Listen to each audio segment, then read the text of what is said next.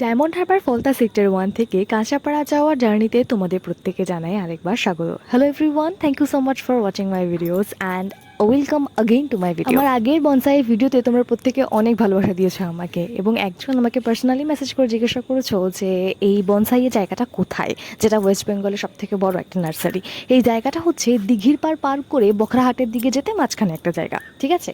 আর এখন আমি যে জায়গাটায় যাচ্ছি এই জায়গাটা হচ্ছে বাবা বড়গাছারি, একদমই তাই। উপরে লেখাটাও দেখতে পাচ্ছ। এই জায়গাটা এতটাই জাগ্রত যে বলে বোঝানোর মতো না।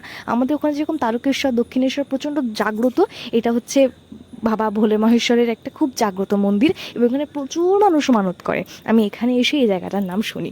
আর এখন এই যে রাস্তাটা দিয়ে গাড়িগুলো টার্ন নিচ্ছে, এখান থেকে সোজা বেরিয়ে গিয়ে ডান দিকে ঢুকলেই যে রোড, এটাই হচ্ছে ডায়মন্ড হারবার রোড। এখন আমরা রয়েছি ডায়মন্ড হারবার রোড। এখন আমরা রয়েছি প্রপার সাউথে, একদম সাউথ কলকাতা যেটাকে বলি আমরা, সেই জায়গাটাতে রয়েছি। আর এবং এখানে এখানে একটুখানি আমরা মানে অনেক রাস্তা পার করার পরে একটুখানি জিরোলাম, একটুখানি দাঁড়িয়েছি। ও একটু দোকানে গেছে ঠান্ডা জল আনার জন্য, আর আমি এখানটা দেখুন ব্যাগটা, আমার ব্যাগটাকে ও জায়েন্ট বলেছিল না, ওর ব্যাগটা মনস্টার। এই ব্যাগটায় কাঁধে করে নিয়ে আমি এতক্ষণ ধরে এসেছিলাম। আবার যেতে হবে কতটা রাস্তা, যতটা রাস্তা এসছি তাই আমার অনেক মনে হচ্ছে আবারও নাকি অনেকটা যেতে হবে, জানি না কত দূর।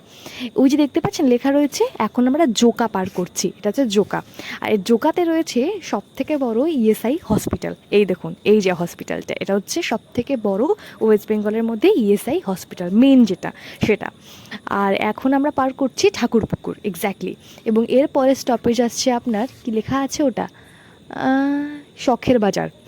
এই শখের বাজারের একটা স্টোরি আছে, আমার হাজব্যান্ডই আমায় জানিয়েছিল। এই শখের বাজারটা শখের বাজার নয়, এটা অ্যাকচুয়ালি এখানে অনেক মানে শাখা বিক্রি হতো, শাখা, এর জন্য জায়গাটার নাম শখের বাজার।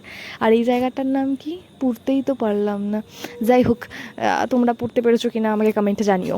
আর এখন আমরা যে ব্রিজটার ওপর দিয়ে যাব, মানে সামনেই আসছে এই ব্রিজটা, সালটা আমার ঠিক মনে নেই, সম্ভবত 2017 ওরকম নাগাদ অ্যাক্সিডেন্টটা হয়েছিল, এই ব্রিজটা ভেঙে পড়েছিল। এই মাঝেরহাট ব্রিজ, আমি নামটাও ঠিক প্রপার বলতে পারবো না, মাঝেরহাট দিয়েই যাচ্ছি আমরা, মাঝেরহাট ব্রিজ মেবি এটা হতে পারে।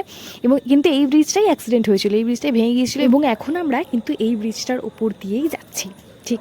তো এখন আমরা একদম প্রপার কলকাতাতে ঢুকে গেছি, এবং আর কিছুক্ষণ পরেই বাড়িতে পৌঁছাবো। তো তোমরাও কমেন্টের মাধ্যমে জানাতে পারো তোমাদের যদি এরকম কোনো অভিজ্ঞতা থেকে থাকে।